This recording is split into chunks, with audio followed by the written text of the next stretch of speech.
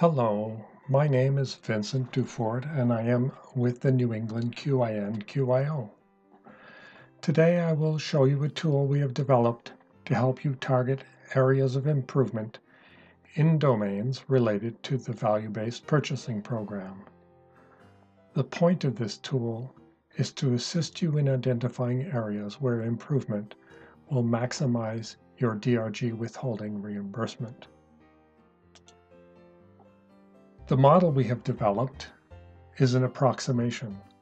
It does not promise to calculate your exact reimbursement, but rather to help you plan your interventions by showing you the approximate impacts of changes in different domains and individual measures.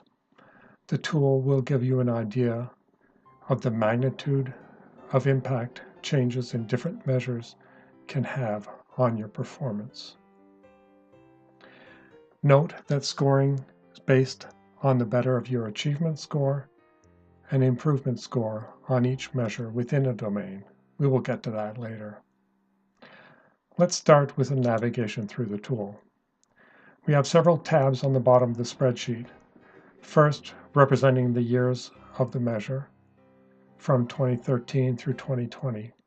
Each year's domain and scores are calculated on that year's tab. Next, we have the Executive Summary tab, which gives you comparisons of each domain's scores across all the years, as well as the reimbursement estimates and summary scores.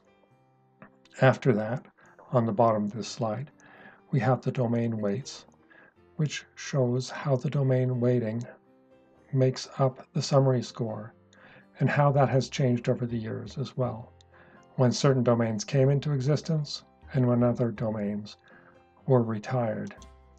The next tab is the baseline and performance period, which shows you the timeline for data used in calculating baseline and performance periods. The performance timelines are especially valuable to know how much time is left in a particular domain to affect a change in scoring.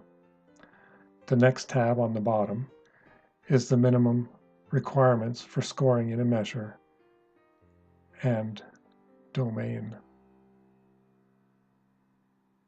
This gives you the cases needed for a measure and a domain score to be counted towards the hospital combined scores.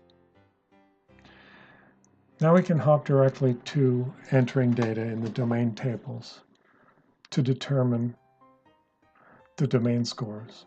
Note that the number format is critical for correct score calculation, and the formats are different for the different tables.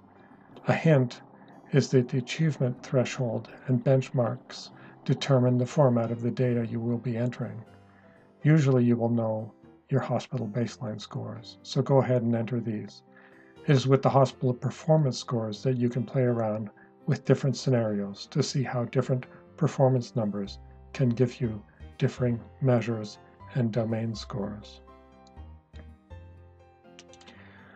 From this next slide, just to drive home the importance of correct number formats, notice that on the top table we have incorrectly entered baseline and performance as decimal scores, 0.73, 0.87, etc., instead of 73, 87, and so on. The result is that the score is incorrect.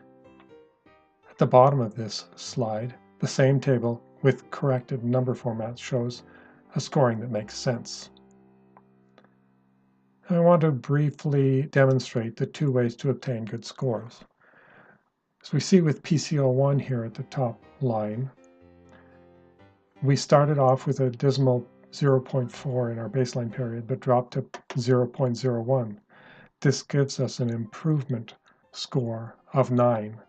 For the achievement, however, because the threshold and benchmark are both 0, it is nearly impossible to get high performance scores. However, because it is the highest of the improvement and performance that counts, in this case, the improvement wins the day. Below that, we have the CAUTI score that is quite low, 0.01 baseline, and remains the same in the performance period. Because the score did not change, the improvement is 0. However, we see that the achievement score is high because the 0.01 is much better than the achievement threshold. Again, the higher of the two wins the day for the domain measure. Let's look at setting up different scenarios to see how we can influence the outcomes of the reimbursement. As you can see, the top table has little in either improvement or performance. The result is weak reimbursement. If you look at the bottom table, you can see that the change in performance has given us both a higher improvement score and achievement score. The result is substantially higher domain score as well as remarkably higher reimbursement. Finally, I just want to highlight an aspect of the tool that is helpful and reflects the intent of the VBP program. In the cases where you have insufficient cases to be eligible for a domain, the weighting of that domain gets redistributed among the remaining domains. As long as you have enough domains reporting, you can still get a performance score, and it is not adversely affected by a missing domain score. As long as you have sufficient domains reporting, is reflected in this tool. In this example, the hospital performance before reweighting would have been only 26.5. After redistribution of the missing weights, it jumps to 53%.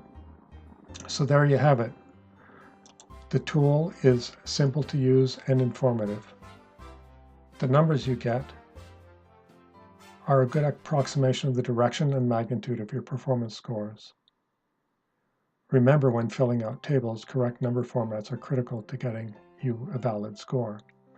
Because of domain reweighting, missing data is okay, up to a point. You can use the tool to help you understand how changes in scores will impact changes in reimbursement. Of course, it is up to you to determine where focus in any of these measures will likely give you changes. I want to acknowledge the movers and the shakers at the hospitals who get QI done. I also want to acknowledge Jean at the QIN-QIO for assistance in edits and re-edits of the tool, as well as Gail for support.